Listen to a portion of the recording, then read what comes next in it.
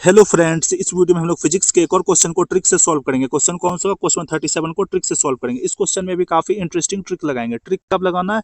Trick तब लगाना है जब एक्चुअल मेथड से क्वेश्चन सॉल्व करना नहीं आता है। अगर एक्चुअल मेथड से क्वेश्चन सॉल्व करना आता है तब एक्चुअल मेथड से क्वेश्चन को सॉल्व करोगे, तब ट्रिक नहीं लगाओगे।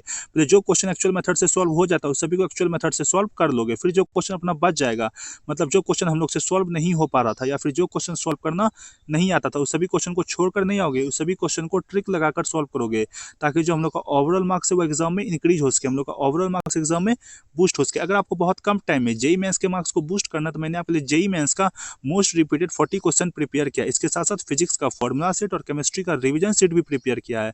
इस पीडीएफ को आप बहुत आसानी से 4 से 5 डेज में कंप्लीट कर लोगे। इस पीडीएफ को कंप्लीट करने के बाद आपका जेई मेंस में मिनिमम 80 मार्क्स गारंटीड हो जाएगा। तो इस पीडीएफ को आप कैसे एक्सेस कर सकते हो? आप मेरे कमेंट सेक्शन में जाओ, वहाँ पे मैंने सारा डिटेल्स दे रखा है कि आप पीडीएफ को कैसे एक्सेस कर पाओगे। केवल ट्रिक सीख कर जाओगे तो आपका जेई मेंस में मार्क्स इंप्रूव नहीं हो पाएगा। ये मत सोच लेना कि केवल ट्रिक सीख लेने से आपका जेई मेंस में मार्क्स इंप्रूव हो जाएगा, बिल्कुल भी नहीं होगा। पहले क्या करना है? पहले जेई मेंस का जो मोस्ट रिपीटेड 40 क्वेश्चन है, फिजिक्स का जो फॉर्मूला सीट है और केमिस्ट्री का जो रिवीजन सीट है, सभी को पहले 4 से 5 डेज में कंप्लीट करना है, जिसको आप बहुत आसानी से 4 से 5 डेज में कंप्लीट कर लो। इसमें आपको कोई भी प्रॉब्लम नहीं होगा। पीडीएफ को एक्सेस करने के लिए आप मेरे कमेंट सेक्शन में जा सकते हो, लेकिन पीडीएफ को एक्सेस जरूर कर लेना। पीडीएफ आपके लिए काफी यूजफुल है, ठीक है। अब इस क्वेश्चन में काफी इंटरेस्टिंग ट्रिक लगाएंगे। इस क्वेश्चन में जो भी डेटा दे रखा होगा उसका यूज करके हम लोग क्या करेंगे? सबसे पहले डायग्राम ड्रॉ करेंगे और उस डायग्राम को देखकर हम लोग क्या करेंगे? फील लेके क्वेश्चन को सॉल्व कर देंगे, ठीक है। तो अगर इस क्वेश्चन में जीरो नॉलेज है ना, तो भी तुम इस क्वेश्चन को सॉल्व कर दोगे। तो पहले क्या करना है? क्वेश्चन को ध्यान से रीड करना है, ठीक है। मैक्सिमम जेई एस्पिरेंट्स गलती ये करते हैं कि जेई मेंस के क्वेश्चन को देखते क्वेश्चन को छोड़ देते हैं, ये सोचकर कि भाई जेई मेंस का क्वेश्चन है, काफी टफ है, हमसे सॉल्व नहीं हो पाएगा। लेकिन ऐसा बेवकूफ़ी नहीं करना है। भले ही आपको कोई भी नॉलेज ना हो, तो भी सभी क्वेश्चन को एक बार रीड करके जरूर देखना है कि क्वेश्चन में क्या दे रखा है। उसके बाद क्या करेंगे? उस क्वेश्चन में ट्रिक लगाने का कोशिश करेंगे, जैसे कि इस क्वेश्चन में आपको करके दिखाता हूँ, ठीक है। तो सबसे पहले क्या करेंगे? क्वेश्चन को ध्यान से रीड करेंगे और उसमें जो भी डेटा दे रखा होगा उसका यूज करके डायग्राम ड्रॉ करेंगे और डायग्राम को देखकर फील लेके क्वेश्चन को सॉल्व करेंगे, ठीक है। तो सबसे पहले क्वेश्चन को रीड करते हैं। क्वेश्चन क्या देखा? क्वेश्चन में दे रखा है, a body of mass m is suspended by two strings making angles θ1 and θ2 with the horizontal ceiling with tension T1 and T2 simultaneously. मतलब यहाँ पर क्या दे रखा है? क्वेश्चन में दे रखा है हम लोग को एक हॉरिजॉन्टल सीलिंग है। मान के चलो ये अपना क्या है? कोई एक हॉरिजॉन्टल सीलिंग है, ठीक है। इस हॉरिजॉन्टल सीलिंग से क्या है? एक मास अपना लटका हुआ है, सस्पेंडेड है, लटका हुआ है, ठीक है। तो यहाँ पर एक कोई मास है जो हॉरिजॉन्टल सीलिंग से लटका हुआ है with the help of two strings, दो स्ट्रिंग के मदद से। ये स्ट्रिंग अपना कुछ वन हो जाएगा, ये हो जाएगा स्ट्रिंग वन और ये हो जाएगा अपना दूसरा स्ट्रिंग, ठीक है। दो स्ट्रिंग की मदद से क्या है? एक मास अपना लटका हुआ है, ठीक है। ये मास अपना लटका हुआ है, जिसका मास जो है, एक बॉडी लटका हुआ है जिसका मास जो है स्मॉल m दे रखा है, ठीक है। अब पहला वाला स्ट्रिंग पर टेंशन लग रहा है T1 और दूसरा वाला स्ट्रिंग पर टेंशन लग रहा है T2, ठीक है। और ये दोनों स्ट्रिंग क्या कर रहा है? सीलिंग के साथ एंगल्स बना रहा है, ठीक है। जो पहला वाला स्ट्रिंग है वो सीलिंग के साथ क्या कहते हैं? हॉरिजॉन्टल सीलिंग के साथ θ1 एंगल बना रहा है और दूसरा वाला स्ट्रिंग जो है वो हॉरिजॉन्टल सीलिंग के साथ θ2 एंगल बना रहा है, ठीक है। आगे क्वेश्चन में देखो क्या बोल रहा है। आगे क्वेश्चन में बोल रहा है कि T1 and T2 are related by T1 is equal to √3 T2 the angles θ1 and θ2 are. मतलब यहाँ पर T1 और T2 के बीच में रिलेशन भी दे रखा है। क्या रिलेशन दे रखा है? यहाँ पर रिलेशन ये दे रखा है कि T1 जो है वह इज इक्वल टू √3 T2 है। T1 is equal to √3 T2 है।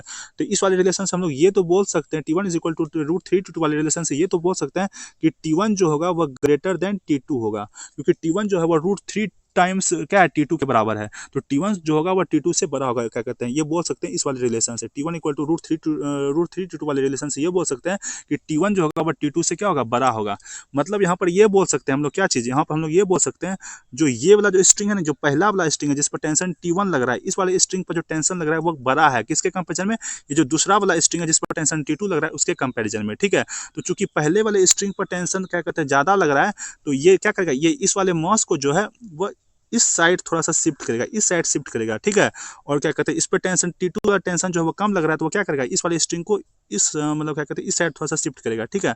तो मास जो होगा वो कुछ यहाँ पर आ जाएगा, ठीक है। मास अपना यहाँ पर आ जाएगा, ठीक है। मास अपना यहाँ पर आ जाएगा, ठीक है। क्योंकि T1 क्या है? T2 से ग्रेटर है।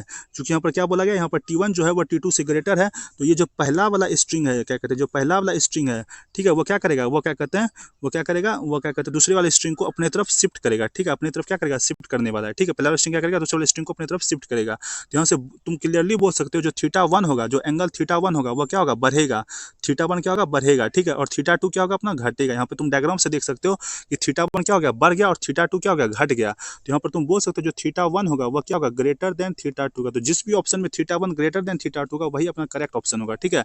अगर तुम यहाँ पर सभी ऑप्शन को ध्यान से ऑब्जर्व करो तो तुम क्या देखोगे, तुम यहाँ पर देखोगे ऑप्शन नंबर 1 में क्या दे रखा है, ऑप्शन नंबर 1 में थीटा 1 थीटा 2 से छोटा है, तो ऑप्शन नंबर 1 रॉन्ग ऑप्शन है, तो ऑप्शन नंबर 1 को एलिमिनेट कर दोगे, ठीक है। तो ऑप्शन नंबर 1 को क्या करते हैं, एलिमिनेट कर देते हैं, ठीक है। अब तुम यहाँ पर अगर ऑप्शन नंबर 3 देखो तो ऑप्शन नंबर 3 में क्या दे रखा है, ऑप्शन नंबर 3 में थीटा 1 थीटा 2 दोनों इक्वल दे रखा है, जो कि रॉन्ग ऑप्शन है।